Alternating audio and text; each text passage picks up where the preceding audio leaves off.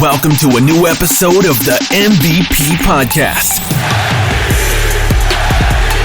We talk hustle, business, content creation, athletics, and entrepreneurship. Every day I'm hustling. The MVP Podcast, Let's go, starts now. All right, we'll see if it keeps going. Yeah, but I was talking to him, and big into like the automotive industry. They do like supplies of garage things, like different oils, different like additives, different things that go into like the garage. Yeah. Like to do the detailing would be awesome still, but to also get into something where it's just that level of not like professional, but like to be around it still, like working in automotives and being like a part of maybe like a 9-to-5, like I could like actually see myself being like happy doing that. Yeah. You know what I mean? I feel that. Where it's just like I couldn't, like some of the places interviewing around right now where I'm just like, yeah, like, yeah, no, I know what you mean. Doing it for like shits and giggles at this point. Just to get the paycheck. Yeah, and if that was something that was an option, would be pretty sweet. Definitely is an option, so I'd say check it out. And yeah. I know I've kind of talked about a similar thing too, where it's like, you're kind of like, do I really want to go do this exclusively like full time? Mm-hmm. Like is my only thing. And for me, like the last 3 months, it's been fun. Like it's been cool doing some stuff, but I don't enjoy it. I don't enjoy doing the video photo stuff like completely full time on my own. I kind of miss when it was like a side type thing. Mm-hmm. And I had something else that I was doing daily, and then that was something I did on the side when I had time, or and with the job that I had with Treesdale and being a server, like that was a part-time job, and I controlled like the schedule and what days I worked, so it worked out really well because I could work from 3 to 10 o'clock at night and like then do other stuff during the day. Right. I think it's like healthy too. Yeah, it's like a nice break too. Right. And then you really get to enjoy the things that you love about doing it. Yeah. Which is like me, I love to spend the time to detail a car. Yeah, so I think, and you've kind of been doing this with your business too, is like quantity isn't always better. Quality can be better, and kind of picking, I hate to say it like that, but like picking and choosing the work that you want to do versus just taking everything. And that's something I've started to do. Yeah. And then you can put your full attention and like your full emphasis on making sure you deliver a quality result, right, whether you're detailing a car or whether you're making a video. So that's, another part of that is it's like if you're just doing it to really do it full time and like fully maximize it, especially early on, you have to just do so much quantity of work at a little bit lower cost. Right. But if you start ramping the prices and then kind of just pick and choose who your clients are, that can change the game. And for me, like creativity wise, like sometimes you just hit a wall where it's like you're not as creative as you normally are. So I find that going and doing something else can be beneficial to like take a break, forget about it, then you come back like refreshed, ready to go. And there's something else you do, it doesn't necessarily mean it can't be related to like auto detailing or to video in this case. It could also just be, for me, like I'm looking at like I'd love to work for a team or something somewhere, and do that like day to day, and then I might have some side projects outside of that versus just doing it part-time, right, like I've been doing. And I think a lot of times you look at it as sometimes of like too much of a big picture thing, and your head gets kind of tunnel visioned into like this gotta work, Yeah. And there's a lot of outside stressors, so being able to step back, I think, I mean, don't get me wrong, to be able to do your own thing is awesome, and waking up, making your own schedule and everything is great, but there's definitely both sides to it. But yeah, I mean, I think like both of us kind of have the same type of approach where, regardless of what we do, like we're going to do our best to be successful and work hard as shit to make that a possibility. Regardless if it's a full-time job somewhere or it's your own business. But I agree also with what you said there about like there's pressure from outside. Like it's like pretty much how the conversation goes nowadays is like, hey, how's the business going? Hey, how's this going? And it's like, so you feel this pressure, like it's the right thing to do is to like be going full balls to the wall with this. And if you're not, it's like kind of weird, or you feel guilty about it. So yeah, that's kind of that can be detrimental as well as like, kind of like the grind where it's like you have to grind 24/7 to like be successful, which is true. You do have to grind a lot, but sometimes it's a little toxic if you're taking away time from doing other things, your family, significant others, stuff like that. It can beat up what you do. I mean, even we were joking around in the last podcast about it with like some of the stuff that Nick was saying about the wives and relationships, and then it like puts into perspective like what do you value most? You know, if you value relationships more, and then you think about putting the time in for that too. So yeah, I mean, there's definitely some points where people have struggle balancing it, you know. Yeah, it's all a balance at the end of the day. So there's no rules to life too. That's another thing that I've been realizing is like up till now you're in school, you're in college, and it feels like there's kind of like this instructions like written out for you on how to live life. But realistically, there's no right or wrong way. It's just like whatever you want to do is what you do, and whatever makes you happy ultimately is what you should do. Before we get too deep in the episode, I do want to say this is episode 11. Yeah, we were rolling there for a minute, we were rolling. Yeah, we had a little idea there. I think it's episode 11 or 12. No, it's 12. This is episode Nick 12 of the MVP podcast. Just me and Alex today. We're just gonna kind of just talk about some stuff. Yeah, we're chopping it up. We got a new studio, a little bit new microphone setup. So yeah, it's exciting. We've been testing out a couple different locations throughout up here at Westminster, and then also down in Pittsburgh, and just experimenting, seeing what works good, what works best, what doesn't work. We'll be back there too after this Christmas break. I mean, I have till Thursday until like January 17th, which is pretty good. So we'll be at home. We'll have a couple episodes there, and we've had, we're 11 episodes down now. Had some cool guests along the way, and gaining a little bit of traction and having a lot of fun with it. So we appreciate you tuning in and listening. And we'll see where we take it next. This one won't have a video component, but it's just gonna be audio, kind of taking us back to our roots, which is kind of cool. Remember when we first started with just one mic around a table? Yeah, literally. That seems like so long ago. But it was less than a year ago. Well, we started in the spring. It's like spring 2022. Yeah. Less than a year, but like just the people that we've had on from then and like actually doing it right has been pretty cool. We've upped the production quality a little bit. That first one, we just threw the mic in the middle of the table and went and filmed it, and then we found the equipment that we've been using.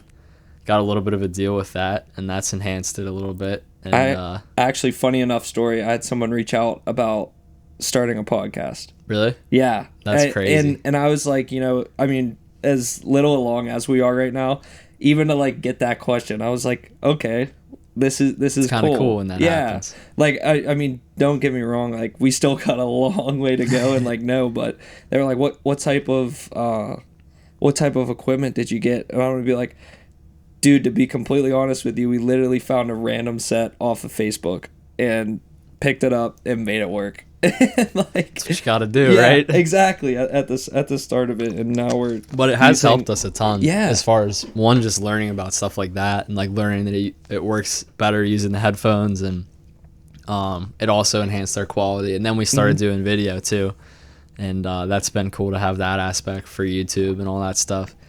So it's been fun. Yeah.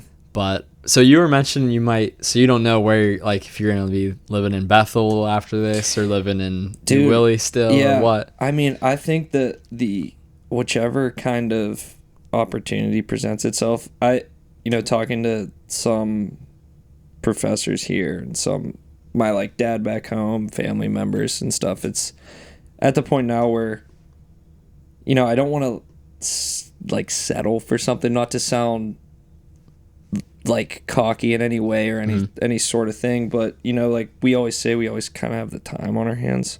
So I'm thinking, I'm looking at it like that way, if I were to get something where I'm working and doing detailing on the side like we were talking about, I I think that would probably be the best option for me right now. So whether that's in New Wilmington maybe, or around the Pittsburgh area, I mean, like, we're not too far one way or the other. Yeah. So I think it could be cool. So if there's an option up here for me to be here, you know, I'll take it and run with it. But if it presents itself back in Pittsburgh, I'll probably go that way too. But mainly looking around the Pittsburgh area in general. So yeah, no, I mean, like you said, lots of time to figure it out, and really can't go wrong with either decision. So yeah, worst comes to worst, so just keep detailing. yeah, that's true. You do have a solid, like, it's not like you're just like doing a couple details a month here. Like, you were busting them out last summer. Like, I remember you were telling me. Yeah, dude, like, that's the thing that you were talking about too. And, you know, I've really thought about this past year was like the quantity over quality thing. Mm-hmm. And, you know, you get to some of those end days, like I'm sure you've had, where it's a long day and you're like, bro,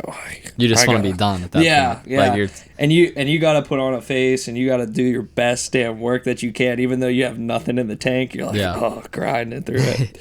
But dude, I'm excited though. It is Christmas time. Yes, it is. I was thinking, so for this episode, we've had the random idea thought of tackling some completely random questions. We're pretty business focused, I think, here on this podcast, where we discuss, you know, pretty much anything business wise, starting it, to managing it, to anything, you know, the emotional side. But we have like a lighter episode today that we wanted to kind of do, and I think it'll be a cool one for some of our listeners. Yeah, a little something different overall than kind of the structured, like, interview ones that we've been doing recently. So wanted to change it up. But the good idea for it, I think we came in was, I was talking to you yesterday, working out, and then like thinking in my head, you know, it's weird now that we're 20. You 24, 23? 23. We're still young guys, but yeah. I was like thinking working out, you know, even though we have Christmas break coming up, I'm not nearly as excited as I once was. Oh yeah. I like look back at what made me excited as a kid, and I don't know if it was like the presents under the Christmas tree, or if it's just everything that we've kind of known has shifted, either if it's from using the telephone, like using your cell phone, to just being older, you know. But I'm like, I don't know if that's an age thing or if it's a cell phone thing. I think it's a combo, and I think we'll dive deeper a little bit on the cell phone thing here in a minute. But I think part of it's just we're older, and like, I know growing up, it was like you get real excited about, well, pretty much everything about Christmas was exciting, but a big thing was like you're getting toys, you're getting presents and all that stuff. Yeah. And now, like, you don't crave it as much when you're older. Like, you don't look forward to like presents nearly as much. It's more about like the time spent with people and experiences, catching up with people over the holidays. If you're in college, you might see your friends back home you haven't seen in a while, seen family members you haven't seen. But yeah, I'd agree. It's not as exciting. Don't know entirely why it is. I think definitely partly is because of our age. Mm-hmm. Also, I think if I were to look back, like, since right around COVID, like, stuff's kind of changed in general. Right. And like a lot of things that used to happen and like some of the excitement that used to build up's not there anymore for a lot of people. So even do you? I know a big thing changed was, I know a lot of people that don't go to like family dinners sometimes since COVID.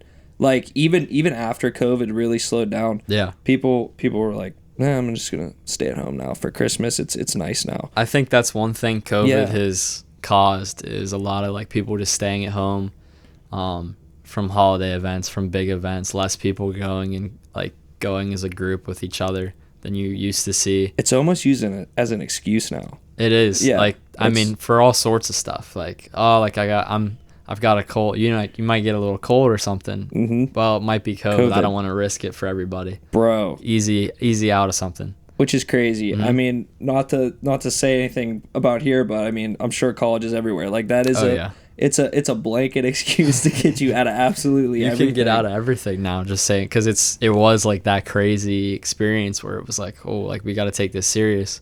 And there's really like if you don't and something happens, then it's like a huge risk. Oh, it's a big deal at that point. And I think that was a big factor for a lot of the decisions that were made for like lockdowns and not having class in person for stuff, because they realized, well, if we make kids come in person for this and someone gets sick and dies, like it's a huge liability.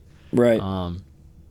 But yeah, I mean, I think personally it's been a little bit weird since then. Do you think we ever get to a point where it's not used as an excuse? I think so. I think at some point it's just going to fade away. I think people are going to get tired of hearing about it. Yeah. I mean, it's already kind of started to fade away as far as like people get sick. It's not right. The first thing you assume. At least in America, dude. Did you see what they're doing in China? China's been crazy. That is insane. I saw a video where I think it was like a taxi cab driver. Have you seen this? I haven't. Where I don't know how they figured it out, but they literally like quarantined him in his car on the street. What? He has to stay in his car for like 2 weeks or something. They put tape around it, or I don't know if he has to stay in his car or if they just made him stay in the car until they came and moved him somewhere else. But I've also seen videos where restaurants or like places of business would get randomly tested, and someone would test positive and they would seal it off. Everyone that was there would have to stay there for 2 weeks. Like, it's crazy out there. That makes me appreciate living here so damn much. It makes you think, because for us, like, even the lockdowns we did felt like too much, or felt like crazy. And that we weren't even anywhere close to that, really. Right. I mean, dude, the lockdowns fundamentally like shifted everybody in our country. I mean, could you imagine if they were doing shit here like that? How bad Especially it would be? now. We're talking almost 3 years later. Right. And stuff like that's happening. It does not feel like 3 years either, which is the crazy thing. No, it's weird. Even the lockdowns were happening, that just was a blur to me. It's just that whole time period. It's like, oh yeah, I'm definitely glad it's over. But that whole time period, it was like a blur. Like it's just like everything morphed together, and I think it's partly because a lot of the days were like looking the same. Like, come to class. Nobody was socializing as much as they used to. Like, a lot of the norms, like we were talking about with Christmas, happen. And so whenever you take away all those events like that bring you kind of like fulfillment in life. Right. And we're going to get into more of this in a minute, That was a crazy COVID tangent. I just like thought about it. We just kind of got cool. We could have a whole episode about COVID. I remember, it's just... People will be pissed off. They'll be like, oh, fucking talk about COVID. Yeah, we'll leave COVID in the past. Right. Dude, but what do you think's your biggest look to during Christmas season? What are you looking forward to most on Christmas? Nowadays, I think it's probably spending time with family and friends, going to see my grandparents on both sides, and just seeing people that I don't get to see is on a daily basis, or is sometimes even like having cousins come in from outside of town, from Arkansas or Gettysburg or wherever. I think that's probably the most important thing to me now. Yeah. Less so than the other aspects like gift giving and stuff like that. Right. Do you enjoy giving gifts? Does it do anything for you personally? Because it does, but not as much as I'd think. Maybe I think for me, like giving it to your kids when you're older will be amazing. Yeah. And it's nice to give back to like my parents and my sister and my family and everything. But I think the biggest will be like once you have children, like you kind of get to. I kind of think like giving sometimes for gift's sake. Like, giving a gift just for gift's sake is kind of, like, selfish in a way. Yeah, sometimes it's just, like, giving because it's supposed to be given. Yeah, right? Yeah. I don't know, like, it's weird sometimes. What about you? What's the, what are you looking forward to the my most? Dude, is just being at my grandma's house. I think, especially now, I have one grandparent left, and someone brought up that the other day. They were like, damn, I have one grandparent left. Yeah. And you really realize, I mean, Petrus was talking about it the other day too in class, just to hang around the people that you care about the most. I mean, especially with it being the holiday season. I mean, you really don't like know how many you have left with those people, as unfortunately as fucked up as it is to say. Yeah. But you really don't. So, you try not to take it for granted and, enjoy the Christmases that you do have left. So that's probably my biggest one. That I love Christmas music, dude. Christmas music. I tell my mom, I said, if you have a bad day, put on Christmas music, Because I don't know, like you can't listen to it all day, but if you need like a little pick me up, so for some reason Christmas music always puts me in a good mood. There is something about just the overall vibe and like having decorations everywhere, the music playing, like the fires going. If it's snowing, I think that like a white Christmas really makes it come together. And Did I remember we have one last year? I don't think last year, but I think it was probably 2020. Yeah. I remember vividly, like, because I moved rooms in my house that year. So I was in a different room for, like, that, right around that fall I moved into there. So it had a different view and everything. I remember vividly we had, like, all our Christmas, it was, I think it might have been Christmas Eve. So it snowed a ton that December. So there was a ton of snow, like, leading up to it. But then Christmas Eve, I remember, like, big snowflakes coming down. We had all our Christmas lights on. Our whole neighborhood was all lit up. And since it was fresh snow, like the light was reflecting off the snow. It was like kind of like bright outside even at night. And so I remember like I had the windows, like the blinds open. So I was just looking out and it was dark out obviously. But like you could just see the whole neighborhood lit up, the snow coming down. Like the made vibe you feel was like crazy. a little I'm kid like, again. This is like a movie. Yeah. Stuff like that makes you. I think that's what it is with Christmas time too. Like you get some jolt of like little kid back into you. Yes. I think from a lot of that stuff. But yeah, it's a fun time, and I think people are going to start enjoying, enjoying the holidays more now that all that is over though. So yeah, this is really the first probably fall or first like Christmas that it hasn't really been like mainstream news. Like last year it was still kind of a big deal. I think we were still wearing masks last fall up here in Westminster. So this is the first year where it's not been dominated the headlines. So I think it is probably a good reunion year for a lot of people. Right. We were talking. I know we were talking the other day. You said about the phone usage. Mm-hmm.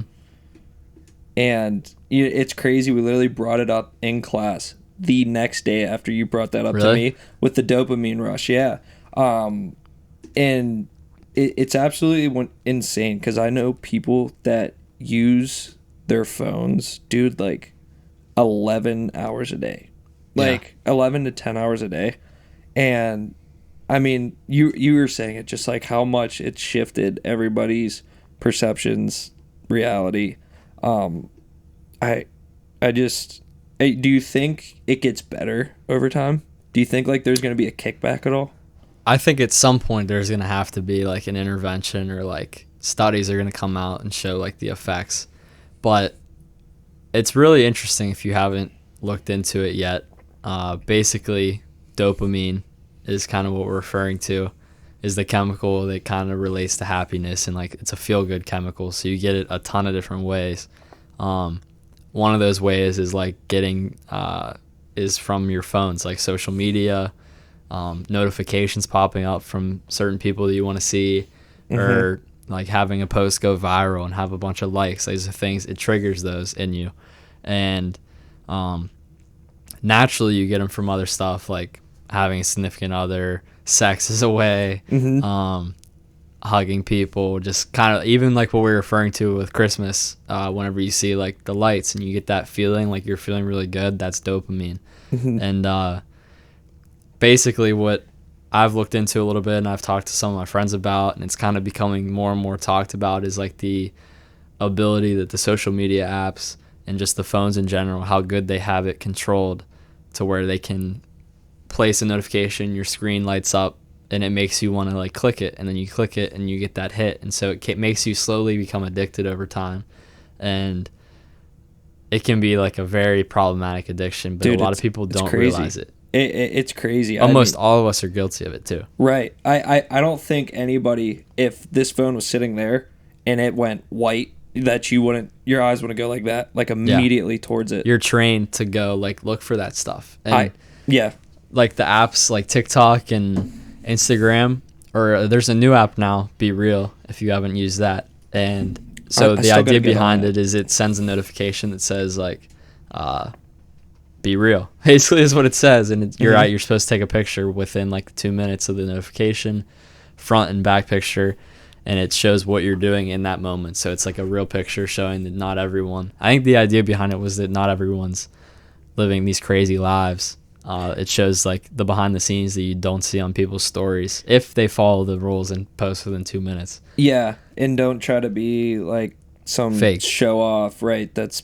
posting stuff to make yourself look great. And Yeah, exactly. That's the other thing too. People go, I know. Like the biggest thing too is with a lot of girls and like women will look at social media and look at some of these girls like on posting, and they're like, I just feel like shit about my body. Yeah. And I'm like, how can you look at that and be, you know, I mean, I could see why, but as like from the male perspective, I'm like, who cares? Like, Yeah. that video or that video photo or whatever it is probably edited beyond belief. Oh yeah. And they probably took 1,000 pictures to even get that one. But it's just something in our brain that triggers it where we're like, why don't I look like that? Yeah, and if your post doesn't do well, like that can have an effect. And with Be Real, like they post, they'll say like the initial notification, and then like for the next 2 or 3 hours, pretty much the rest of the day, they don't send you the notifications as the people post in real time. It's like very targeted. So you'll get a notification, oh, Alex posted. So then you're like, well, I want to see what Alex says, but you can't see it unless you post. Really? Yeah, so you have to post, but then you'll keep getting notifications all day that says like, oh, John posted, blah, blah, blah, posted. But see, they might all post within like 30 minutes of each other, but it doesn't tell you that. It'll spread it out. Like I'll get a notification 8 hours later that'll say so-and-so posted, because their only goal is to get you to click and to come into the app. That's wild. And I didn't know TikTok's that. like that. Instagram's like that. TikTok's especially bad for that because the virality of it. And I mean, I've even caught myself before where it's like you post a video that you work on a little bit, especially for me since I'm doing a lot of like videos I put a lot of time in sometimes. Right. They're not just like off the cusp videos all the time. And so it might get like 5 likes and like 100 views, like nothing crazy. And you're just like, what? Like, so that makes you feel shitty. Dude, yeah, exactly. I mean, even some of the detailing videos, I like see these guys posting these videos where it's asthma or whatnot or trying to make it. So I'm like, I'll do that. You know, that guy went viral, and then you're posting, you're like, what the hell? Like, what's the deal? Yeah, and then so it makes you feel like shit if it doesn't do good. But on the opposite, if it does good, it's like a drug. It's like is. crazy. You're like, wow, like I'm the shit. I'm Right. famous. Like my stuff's getting seen everywhere. So you get that injection, or it triggers that natural injection of the dopamine chemical in your body, and it makes you feel good about yourself, makes you feel fulfilled. So then you're training yourself to want that all the time. And I think basically how this conversation's come about, and the interesting perspective I've seen is, since we're getting these frequent injections way more than we used to without technology, than they would have gotten like the 1800s or whatever, it's training ourselves to be like completely reliant on this technology, and it makes everyday life boring. And I think that's where we can tie it back to the Christmas situation, where Christmas doesn't feel like it used to, because just life in general doesn't feel like it used to, because it's boring now compared to what we have at our fingertips. So I'd love to hear your thoughts on that. Oh no, I agree wholeheartedly, and I think, you know, like going back to the 1800s perspective too, where, you know, I think people come, I hope people get like a shot of morality with some of this stuff, dude, where you look at it and go, okay, I have this awesome life I can live, or I can be caught up in my cell phone, you know. And I mean, it's like crazy. I look at some of the pictures of older people where they hold up the whiteboard where they say they like wish they would have done this. Bro, like our generation is going to be, I wish I wasn't on my fucking phone that much, or I like agree. I wish I wasn't caring about the Instagram or TikTok or something like that. And it's funny, actually, recently when we were talking about the phone usage, and I looked at my phone and I saw, like, I think my average was 5 hours a day. And, yeah, that's like right around what mine is. right. And I'm like thinking in my head, I'm like 5 hours a day. Cause Yeah. like if you put, like, don't get me wrong, you know, both of us use our phones for doing business stuff or pulling up things or trying to figure out different ways to do better stuff. Like there's some productive uses that we use out of it, but I'll catch myself like doing something productive, get sidetracked and be fucking scrolling. Yeah. Dude, for me, like if I were to go look at my screen time right now, a majority my screen time is like TikTok, Instagram, but especially TikTok. Yeah. They've got that algorithm so glued in that it's just feeding you dopamine every time you scroll, basically, because it knows what you want to see. And so you just kind of get stuck in that thing, and the next thing you know, a half hour goes by. It's crazy. It's the only app really so far that has been able to master that. And it makes you a little worried because you have a whole generation of kids that's coming into this, that they're growing up with this, and this is normal to them. They didn't experience riding your bike around the neighborhood when you're a kid, like doing shit in the woods, like Right. Dude, all the natural stuff that brings you dopamine that like made life interesting back then. Yeah. I think our generation, I mean like the 22-year-olds right now, we've gotten to experience life a little bit without the iPhone. And we know of like those experiences, but I think everybody has become complacent with getting the dopamine hit from your cell phone. Yeah. And I don't know if, there's a way that's going to flip-flop, for people. I think don't it's know. just so ingrained in a society now, it's going to be very difficult to change it. But I think at some point there's going to have to be like a blockbuster report or something that comes out that explains it to the masses, or it needs to get taught more in high school and like school itself, high school education or college, and bring it to people's attention. Because if you're young and you're growing up with it, you don't even realize that there's anything wrong. Like you just never experienced the other side, so you don't know. Right. So that's my challenge for like a lot of the rest of this year and even into next year, is to kind of limit how much time I'm on my phone, especially social media. But like you said, we both use our phones. A lot of people use their phones for work. Right. And it's almost a necessity now. That's what I was going to say too. And like for your business, like you have to post your results. Right. Like that's how you get more clients, and you get DMs from people. Like that's how people reach out to you. And like the impact TikTok can have, like there's definitely some positives to it. You have one video. I know you had at least one that went viral. Yeah. But I mean, I was going to talk about that too. Like both of us kind of had a one, you more so than me, no doubt. But just like where you just keep trying to get back to that level. And you kind of chase that because Yeah. you're like, I want to, but you don't like the impact it can have. You have one video that goes viral, you can gain, on TikTok, you'll gain thousands of followers from that in some cases. Then it feeds over to your Instagram, your other accounts. And I know for me, every time I have a video that goes well, I have a lot of people reaching out to me in DMs, whether they want to work with me or they're just asking for advice on how to do video work or how to get to the level that I'm at. And I'm sure you get a little influx of people on your Instagram and stuff as well. So it has a positive nature to it. That part of it is awesome. I will say that. Yeah. Being able to like help people, or if they have an idea or something, that part is really cool. It just grows your own brand that way. So you can't really cut it out entirely, or else you're kind of hurting your own business and your own brand. But I think the amount you consume is probably the biggest factor, and the amount you post, because like we were saying, with like a video go viral or not, but you have to kind of consume to be able to understand the trends and like make videos that are relevant. Otherwise you're just kind of taking a stab in the dark. Dude, right.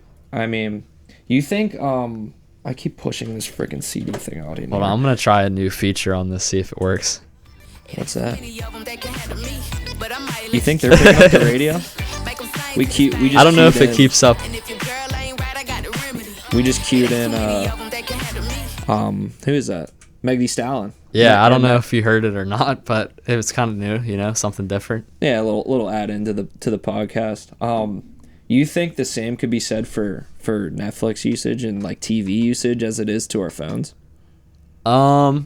Yes. But I think the phones are far worse. Right. Because it's always right there, and like the apps have mastered, like we said, with the notifications and like getting you hooked and giving you that gratification. Netflix is still pretty much regular TV, except for it's on demand, so you don't have to wait like you used to have to wait for like a week for the next episode to come out on TV for something. Right. So you do still have it at your fingertips, but I think it's beneficial, but I don't think it's as big of a problem as cell phones and stuff in general. But I think you can get a problem with it whenever you start binging and dude, right. I think getting carried away. Yeah, it's that same kind of addictive type of personality towards it. I think a lot of it too is with older people. I know for like a fact, it's easy for some people to just kind of sit there and, you know, look at the TV and you just kind of let your day go by. And I mean, don't get me wrong, it's like nice to kick back and relax for a day. But sometimes, like you said, if it goes unchecked, man, it can get unhealthy pretty quick. And you're just sitting there like watching hours of TV. I mean, just not great at all. But also, I thought was interesting to go back onto the addiction of using your phone was have you been following the metaverse stuff at all?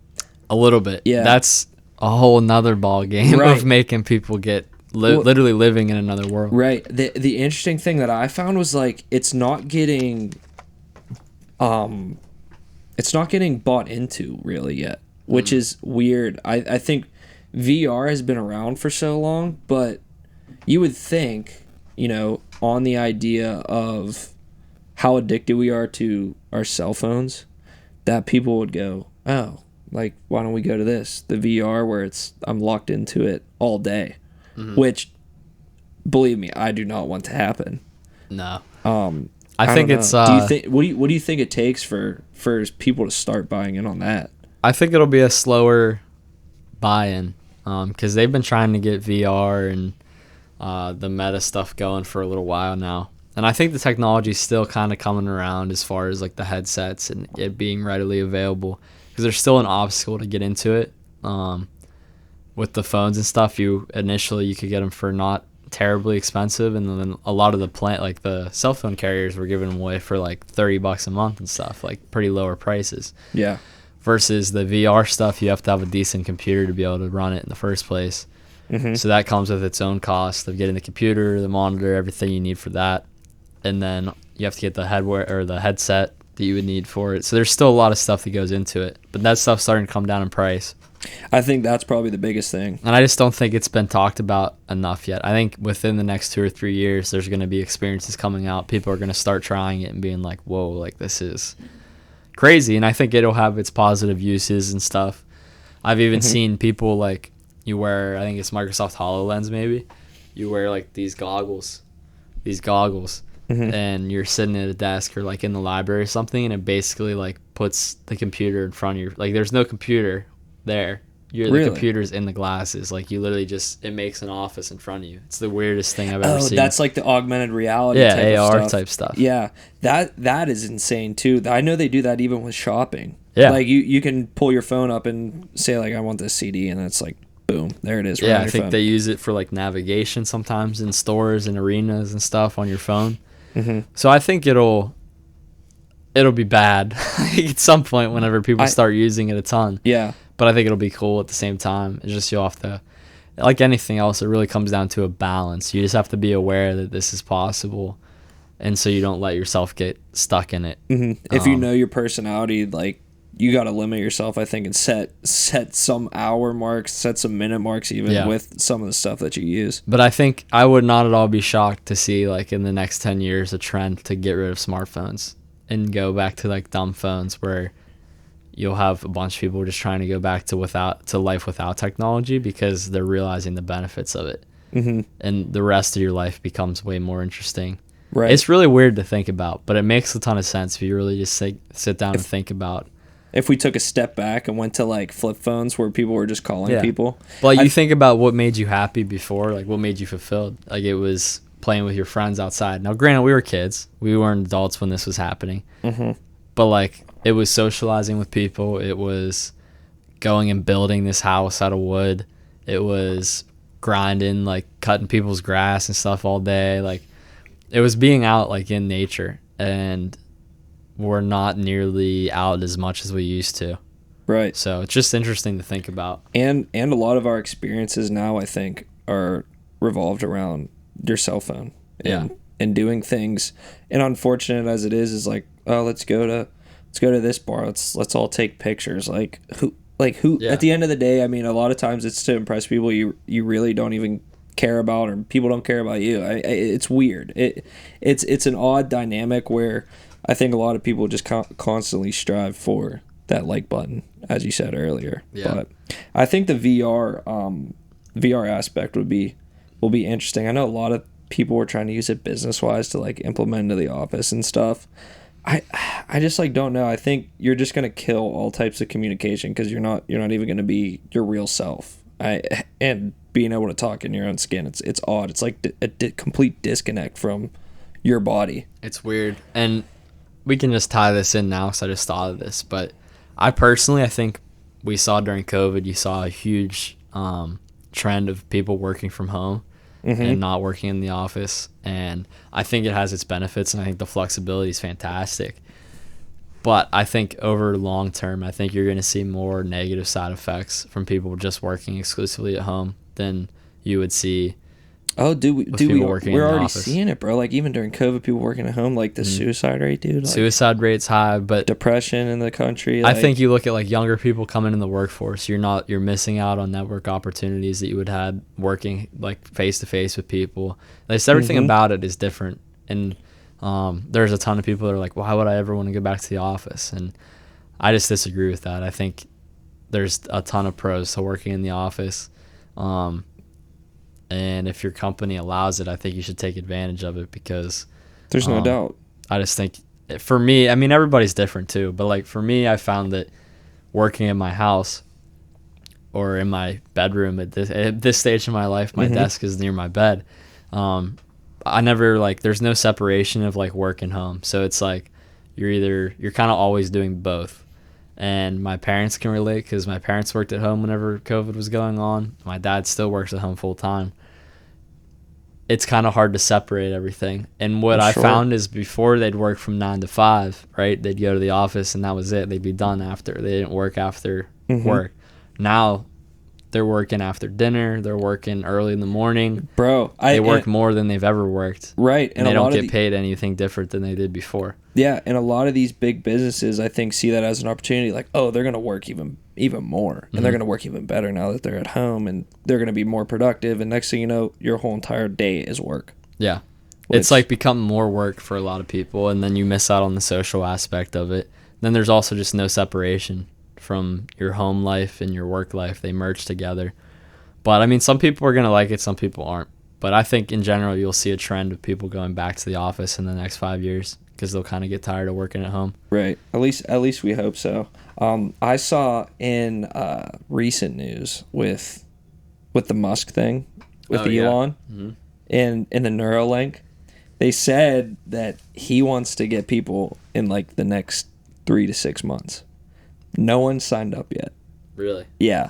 Well, I don't know a ton about Neuralink. I know I read something that said that it was like you could make a blind person see. So basically he kind of, from just very, very like scraped off knowledge that I've just kind of read a little bit about, his initial thought for it was to use it to, kind of help people that had disabilities, whether it's you were in an injury, you sustained an injury to your back, and you were paralyzed, you couldn't walk, or you had, I believe one of them was schizophrenia, that if you had the chip in your head, it's somehow connected to like the wiring in your brain basically, and kind of sends different signals that shows that makes you relearn it to be able to walk again, or like be able to not be a schizophrenic person anymore. They said something about depression too, like it would somehow change the structure of how you think about that as well. But I mean, that one's a tough one, I think, to be in the front of the line for. Yeah. If you're at a point maybe where it's a no better option type of thing, I think you're gonna see someone take the opportunity for it. Yeah, I think, like I said, I don't know a ton about it, but to me, it would make sense. You'll probably get like 1 or 2 people that might try it, and they'll experience like crazy results, and then it'll be like, oh, like I might have to consider this type thing. But not just with Neuralink, I think with just technology in general, it's going to be insane what they can do to fix the mind and the body in the future. Mm-hmm. And you're also going to run into issues where it's like, all right, so what's right and what's wrong? Like if you figure out, I know they talked about that it might be possible in our lifetime to live forever, that they can figure out a way to like save your body, save your mind, transplant stuff. And that's where it gets a little bit scary because it's like, yeah, what's morally okay here? Right. And you have some morally questionable people out there, man. Yeah, some may not do it for the right reasons. Yeah. I don't know. Would you if you could? I know I personally probably I don't know. I would not live forever. Not without it being very like well researched and like experienced, and it just won't be by the time we're at that age. Because someone that might be getting it might not. It might only be like 5 years that they've lived with it, so it'll be too early for us to really know. But for me, it's like if I had to live forever, like being like 80 and like not being able, like if I was this age. And I was like in this physical ability, this mental ability, like maybe I'd consider it. But then again, like we think about, I think the thought of us dying makes us, make our life 10 times better, or makes you appreciate your life 10 times better. Yeah, the fact that there's like a time limit makes it a little more, like you're more motivated to do things, experience things, and and unfortunately, some people take it for granted even still. Yeah. But yeah, I think that one would be interesting. But then the crazy part was that after, with the Neuralink, it curing, some of the disabilities, his idea is that it's basically going to be a computer interface in the back of your head for recreational use. You have instantaneous answers like that. That's crazy. So if you were like, who all signed the Declaration of Independence in 1776? Boom, right in your head. Like, so it'd be like super intelligence. You ask your own brain what the hell. So it'd be like an addition to your brain, kind of. Yeah, you would have. That's insane. You would have Google in your head.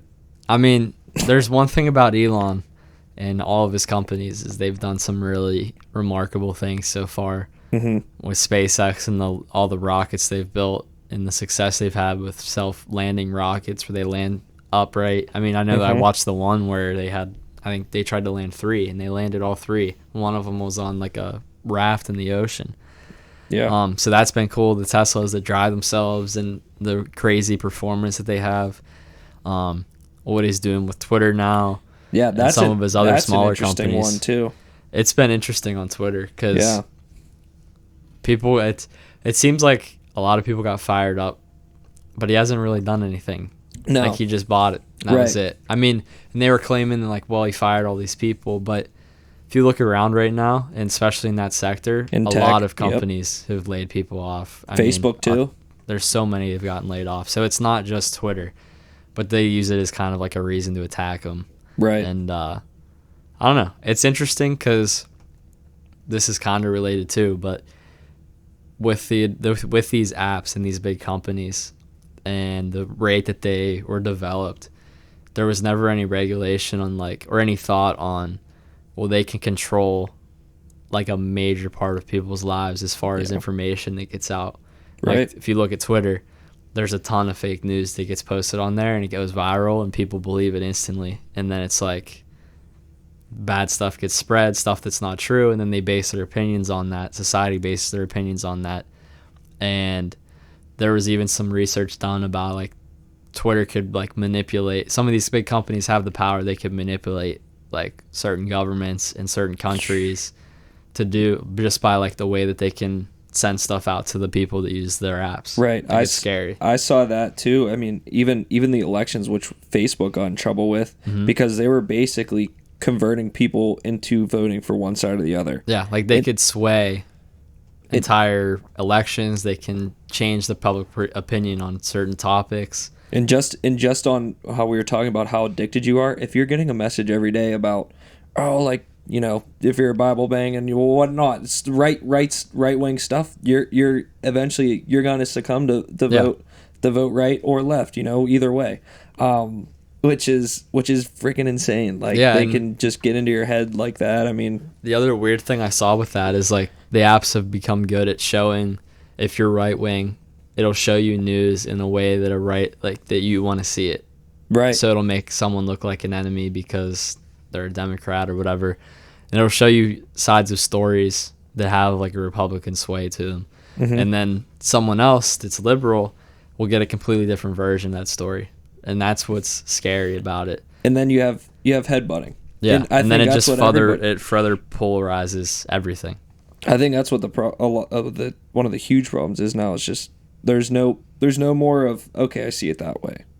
Or the ability to listen to somebody. Yeah, or just debate without like taking attacks at people. Exactly. It just resorts to fights. Right. Like it's crazy. I'm not big into it at all. Mm-hmm. I have general ideas and general beliefs, but like I'm sure if there wasn't a party attached to some of the ideas where you'd go, yeah, that sounds like the right thing to do.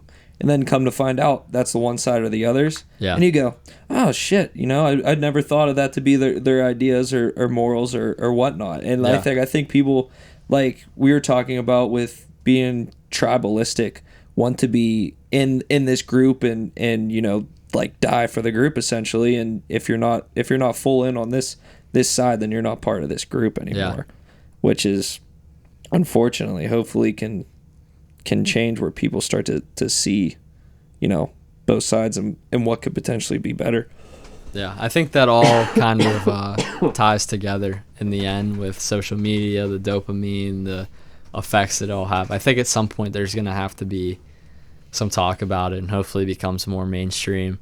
People will kind of take a step back and be like, wow, like we didn't realize this was happening before it gets too late. Mm-hmm. And I don't know. Could be interesting. And this just popped in my mind. We're kind of coming to the end here of the episode, but my friend and I, Brock, we were talking about historically, if you look at the records, it seems like about every 70 to 80 years, a big crisis happens. Mm-hmm. And it's been that way since like the beginning of history. If you were to look about 80 years ago, I'm pretty sure that's like World War II, around that era is kind of where we were left off, the last big crisis. Mm-hmm. So this might be something we can talk about on a future episode, but like, I forget the exact saying, but it's like strong men create, have you heard that before? Strong men create weak times create strong men.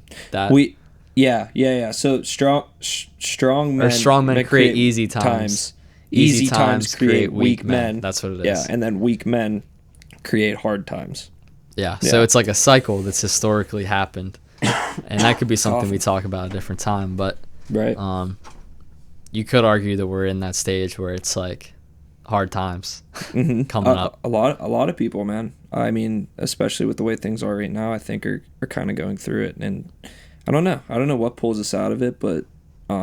Because we've been in easy times for a while. Right. And now it's kind of like things are shifting a little bit. But we'll see. It's interesting. It's definitely interesting. Do you have any other questions? I had the speed round up on here, and I want to bring it up. What was that about? This was totally random. Where I just thought of random little questions. So just quick answer. If I asked you right now off the top of your head, favorite thing to record when you're recording videos? Videos? Yeah, definitely sports. Sports. More specifically, football has been the most favorite. Okay, I mean working at the NFL position, I could see where that checks out. It's the most fun. All right, favorite podcast episode thus far for MVP. Yep, and then you could say your favorite podcast other than MVP. I guess we won't be a little biased there. Man, this is speed round. It's got me thinking. Yeah. No wrong answer. I think the one with Ev was pretty fun because he's my friend, but also the one with Jared from Nolak was good because he's like talking to Aristotle. Yeah, he's got a lot of. He could roll on different tangents, man. He's got a lot of wisdom in him, so it's fun to talk to him. Yeah, and get into some deeper talks. Yeah. I think mine was probably was Jared's was pretty cool because growing up, we were always tight. Mine probably also. I thought the Joey one was pretty cool. That was good too. I didn't know Joey, so it was kind of like a new one where I was just feeling it out and just going in. And we made a conversation. I thought that one was pretty fun though. Yeah, I agree. Go-to late night snack. Honestly, lately it's been the peanut butter and jelly sandwich. Peanut butter It's and a jelly. little That's pretty healthy. That's Slaps, better. dude. I don't know why. I've been on a kick for like 2 years. That's good. My vice, as some of my friends know, is ice cream. Mine's Okay. bad. It's kind of Yeah. bad though. If I have to control myself on that sometimes. Yeah, That can get kind of out of hand. it's a little messy. yeah. But that's really all I had speed round. I like that. We'll have to start doing that for the episodes. We throw it in. At I'll the give end. you one for like the beginning one because I don't think you had one for that. But like, what's your favorite carded detail? Oh, You've probably done so many different ones. My but favorite though, I like Mercedes. Mercedes. That's up there with the dream cars. Having a 500 or a 580. That would be. That's cool. That'd I be respect awesome. that. Yeah, Mercedes. If I'm going live. You've done some cool Mercedes. What was that? You've done some cool Mercedes so far. Yeah. Boz has got the 500. That one's badass. Yeah, that's a cool one. Some GLE 43s. Those are pretty cool. The AMGs, they're awesome. Big fan of all of them. So, but I like that episode. That was a fun one. That was a fun one. Something different. We'll have to do some more with that. Yeah, but It's kind of fun talking about just random topics like that too that we don't always get into with the guests. So right. hope you enjoyed. Yeah, seriously. Thank you guys if you tuned in. So, peace. If you ever have any suggestions, hit us up. Yeah, literally. We're open to anything. Awesome. Well, all right, guys. Peace. Merry Christmas. Merry Christmas.